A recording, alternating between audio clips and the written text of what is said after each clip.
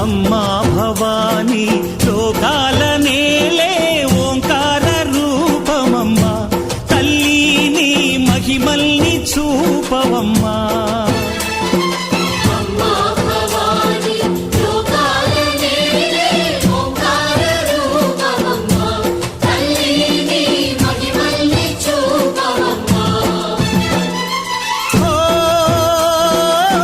సృష్టికే దీపమా, శక్తికే మూలమా, సింహరథమే నీదమ్మా.